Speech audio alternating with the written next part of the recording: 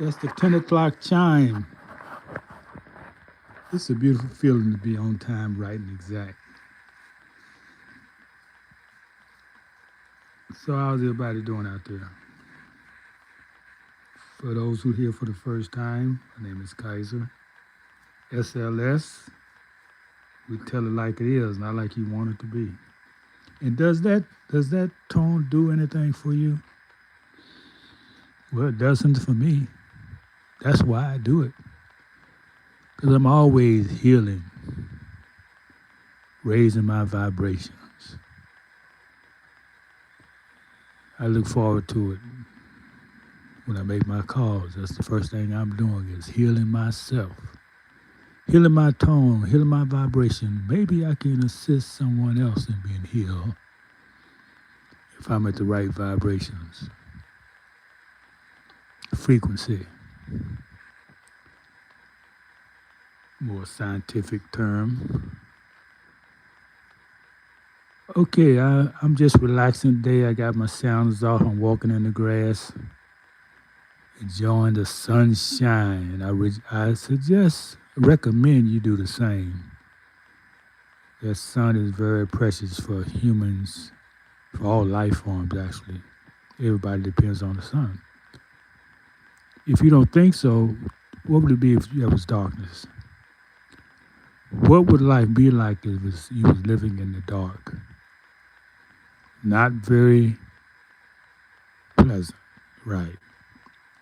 So celebrate the sun. So we're going to break down some of these fundamentals so everybody can follow along when I be talking about this AI. 3I, 3I Atlas, 3I Atlas. Because they be throwing terms out there, scientific terms, and people don't know what the heck are you talking about. Because I listen to myself, and I'm putting myself as a person who may not understand those words, and I'm saying, what the heck is he talking about? And that voice, man, I don't know where that voice come from. I didn't know I sound like that. So I really appreciate those who vibrate with me. It might be hard for me to listen to somebody like me. Can't hardly hear them. Well, that's. I'm trying to raise my volume a little bit, putting the mic closer to my phone, to my mouth. Hope it helps. Hope I sound louder. Sound like I was going to sleep listening to myself.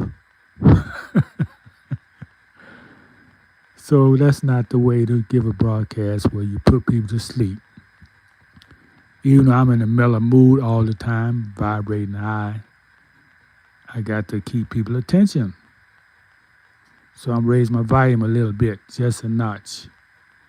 So let's go through some of these terms so you know what's being spoken about when I teach to these, when I talk about this 3I intelligence out there. Plasma. It's a gas, ionizing gas surrounding the body. It's charged and energetic and it's dynamic, meaning it's always moving.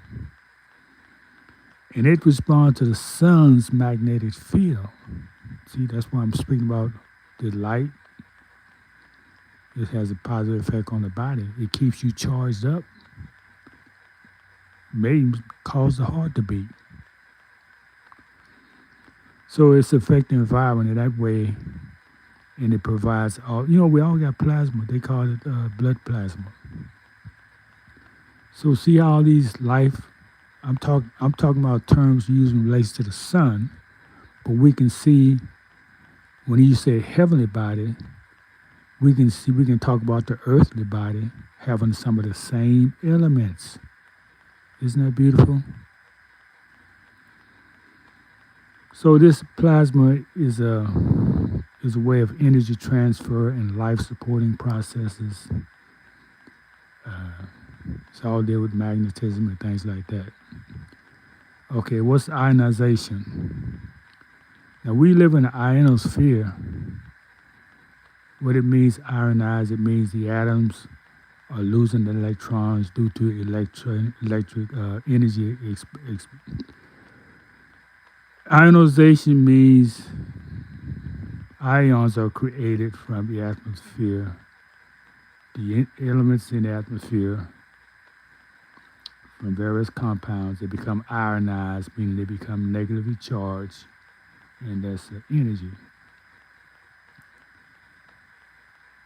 And this is what creates the charged plasma particle, the ionization. Without ionization, there will be no dynamic energy flow.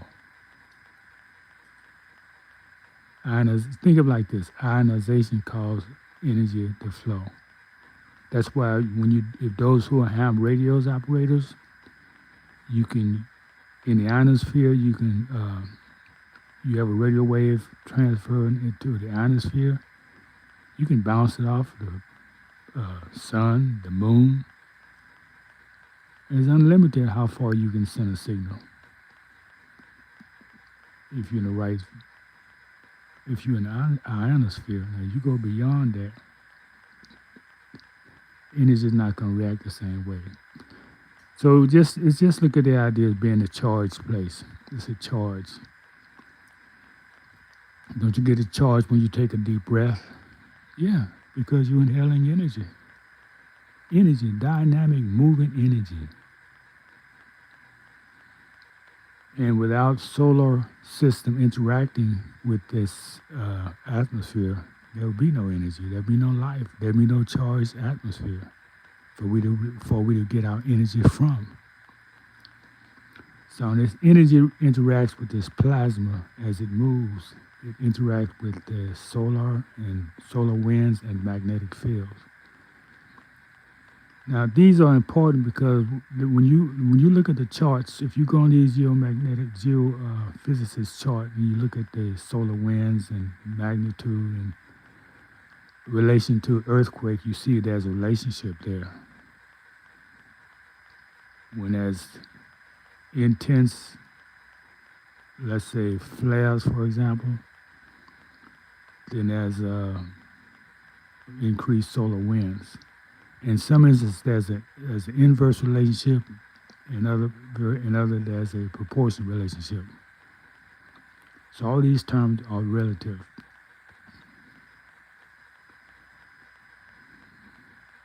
So I'm just telling you things I've studied and learned. I didn't learn this in school.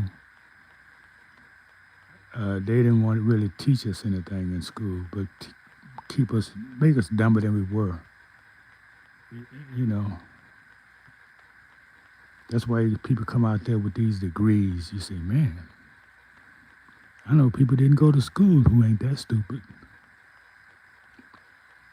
And I'm not talking about everybody, but just today, there's a day and time for everything. Those people who making, if money is your issue, excuse me, if money is your idea of surviving, then the people who are making the millions nowadays, they learn things on the internet that they can trade a skill. They don't spend their time in school. And to bear witness, look at these multi-millionaires like Gates and people like that. They drop out after a certain amount of time. When they gather enough information and knowledge how to have a product, they drop out of school. This is because school is if you're looking for somebody to hire you and you want to show them your qualifications. That is so dumb. People should be learning how to hire themselves, how to employ themselves. This is a form of slavery that we're into. So everything I speak about, you got to really use your imagination. You got to see things that are not there. You got to imagine them being there. Now imagine energy flowing around yourself, flowing out in the atmosphere. Imagine it traveling for 10,000 years. Fractions of time accumulations. So much the telescope couldn't even tell if you're moving. Unless somebody just go back and really check the records. Because the moons are not that large. what's being said. The very small increments as you see it. However, in the system, they're moving really, really fast. And the reason why we can measure it now because they're in our solar system. But if they're not in our solar system, how can you measure something you can't see? So you have to use your imagination with this. Now, each year, each fraction of the journey contributes to the unfolding process of these bodies. They have a purpose. It's unfolding as time goes by. Now,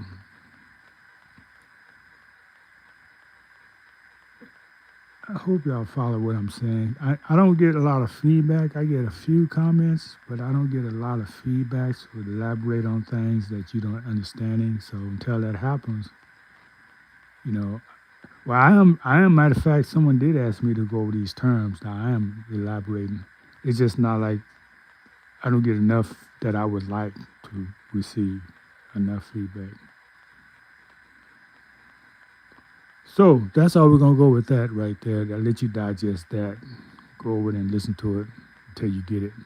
Some people may take 3, people may take 6. And if you take 9 times, that don't mean you're dumber. It just means you're processing things on a deeper level. And you probably remember longer if it takes you 9 times to actually understand what's being said. You probably have a more able to visualize it than someone who does it 3 because you're able to hold long-term memory.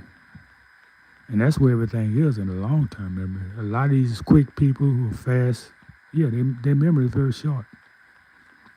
So in the upcoming episode, we're going to talk more about plasma interaction with magnetic fields, more details about the ionization process and how energy flows around this 3-eye atlas. And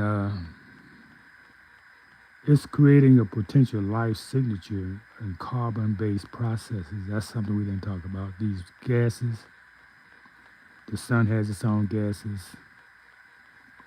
All gases is different forms of chemical processes that accelerate energy transfer. Take us, for example. We inhale oxygen. The oxygen, you can't say it has energy in it because it enlivens our system and activate our organs. We need it to survive. The energy from the oxygen is what gives us life. Then we expel it.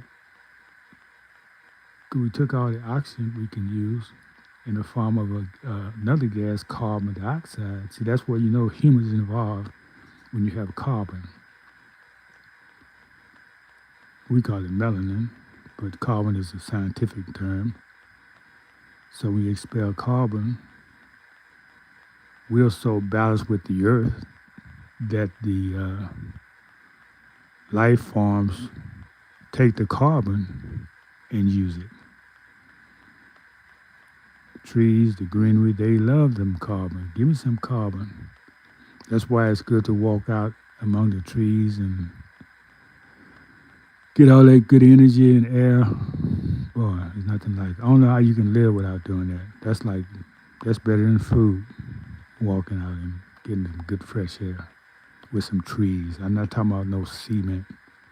Get away from the cement as much as you can.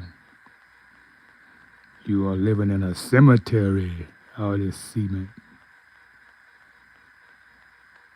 And we're going to talk more about these broad implications of the earth, humanity, and I might even bring in prophecy a little later. So with that, we're going to say thank you for listening. And I'm just a little over my 50-minute mark. So thank you for listening. Till next time, stay in the light, shine it bright.